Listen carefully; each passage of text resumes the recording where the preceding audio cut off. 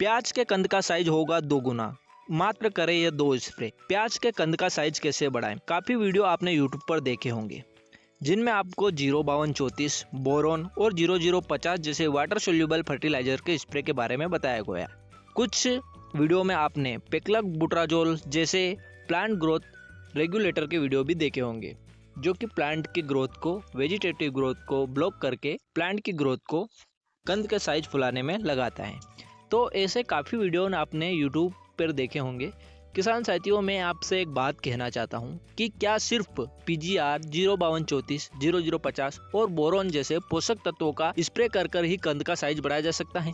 जरा ध्यान से सोचिए। यदि आपकी फसल की जो वेजिटेटिव ग्रोथ है वही अच्छी नहीं है, यदि आपकी फसल की जो क्वालिटी है वही मेंटेन नहीं है, तो फिर क्या कंद का साइज 05234, 0050 और बोरोन जैसे पोषक तत्व स्प्रे करके बढ़ाया जा सकता है? जी नहीं दोस्तों। यदि आपने कंद का साइज बढ़ाना है तो आपको जो आपकी शुरुआत से खेत की जो तैयारी करते हैं, फसल की जो बुआई करते हैं, उसी समय से आपको ध्यान रखना है कुछ बातों का, कुछ चीज़ों का। सबसे पहले तो आपको ध्यान देना है उचित मिट्टी का चयन। प्याज की फसल के लिए जो उचित मिट्टी है उसी का आपको चयन करना पड़ेगा। यदि आपके एरिया में आप लगातार प्याज खेती करते आ रहे हैं तो फिर तो आपको पता ही है कि आपके लिए उचित मिट्टी कौन सी है। उसके बाद दोस्तों आपके आती है खेत की तैयारी, यानी कि जब आप प्याज की बुआई करते हैं उसके पहले जो आप खेत की तैयारी करते हैं वो आपकी पूरी फसल पर निर्भर करेगा। यदि आपने खेत की तैयारी करते समय पहली जुताई से पहले ही यदि आपने गोबर की सड़ी हुई खाद 8 से 10 टन प्रति एकड़ की दर से अपने खेत में बिखेरी है, उसके पश्चात यदि दोस्तों आपने 1 से 2 आड़ी तिरछी जुताई करी है, उसके पश्चात जब आपने उचित वैरायटी की नर्सरी यदि आपकी प्याज की फसल में लगाई है, उसके पश्चात यदि आपने जो बेसल डोज है दोस्तों वो प्रॉपर दिया है, यानी कि दोस्तों जो DAP 12-32-16 पोटेशियम जैसे फर्टिलाइजर आते हैं जो भूमि के साथ दिए जाते हैं रोपाई के समय, यदि वो खाद उर्वरक आपने सही मात्रा में समय पर दिए हैं, जैसे कि जो DAP की मात्रा है वो आपको प्याज और लहसुन जैसी फसलों में 50 kg प्रति एकड़ की दर से, पोटेशियम जो म्यूरेट ऑफ पोटाश होता है उसकी भी 50 kg प्रति एकड़ की दर से, साथ ही दोस्तों जो यूरिया फर्टिलाइजर है उस समय आपको उसको कम मात्रा में प्रयोग करना है तो 25 kg प्रति एकड़ की दर से।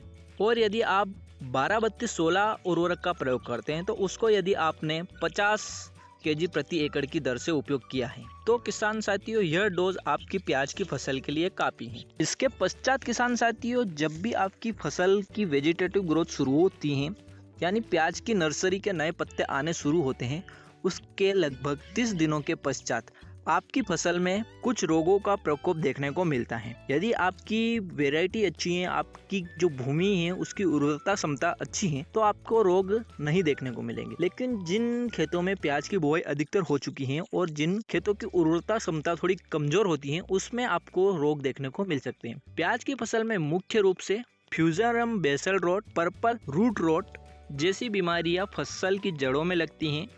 और किसान साथियों पत्तों पर लगने वाले कुछ फफूंद जनित रोग होते हैं जैसे purple blotch, leaf blight, downy mildew, leaf spot, bacterial leaf spot, bacterial blight, पत्ती झुलसा और जलेबी जैसे रोग आपकी प्याज की फसल में देखने को मिलेंगे। यदि आपने उनका नियंत्रण करने के लिए कुछ सिलेक्टिव फंगिसाइड का स्प्रे किया है या फिर आपने उनका नियंत्रण आपके जैविक तरीकों से कर रखा है तो फिर आपकी जो प्याज की वेजिटेटिव ग्रोथ है वो अच्छी रहेगी। उसके पश्चात दोस्तों समय के अनुकूल आपकी प्याज की फसल में कुछ रस चूसक कीटों का हमला भी होता है और इल्लियों का हमला भी होता है। रस चूसक कीट में सबसे प्याज की फसल में मुख्य कीट है थ्रिप्स। थ्रिप्स ऐसा एक हानिकारक कीट है जो आसानी से कंट्रोल नहीं होता है, उसके लिए काफी समय समय पर आपको स्प्रे करने पड़ते हैं। अब किसान साथियों जिन खेतों के पोषक तत्व क्षमता यानी कि मिट्टी की उर्वरकता क्षमता अच्छी होती है उनमें यह थ्रिप्स फसल पर ज्यादा इफेक्ट नहीं डाल सकते। लेकिन किसान साथियों उन फसलों में जहां आपकी मिट्टी की उर्वरकता क्षमता कमजोर होती है, फसल की जो वेजिटेटिव ग्रोथ है वो आपको धक्के दे देकर चलानी पड़ती है, यानी कि आप दवाइयों का स्प्रे कर करके चलानी पड़ती है, उन फसलों में थ्रिप्स सबसे ज्यादा अटैक करता है और नुकसान पहुंचाता है। तो ऐसी फसलों में यदि आप थ्रिप्स को नियंत्रित करने के लिए समय समय पर स्प्रे करते हैं, जो कि थ्रिप्स को कंट्रोल करने वाले साल्ट होते हैं उनका स्प्रे आप करते हैं, तो किसान साथियों फिर आपकी प्याज की वेजिटेटिव ग्रोथ बहुत ही अच्छी रहेगी और यदि वेजिटेटिव ग्रोथ अच्छी है तो फिर आप फसल में 60 से 70 दिन के पश्चात यदि आप 05234 और बोरोन जैसे पोषक तत्वों का स्प्रे करेंगे तो आपकी प्याज का जो कंद का साइज है यानी प्याज के पत्तों और तनों में जो भोजन स्टोर करने की क्षमता है वो बहुत ही अच्छे से विकसित होगी।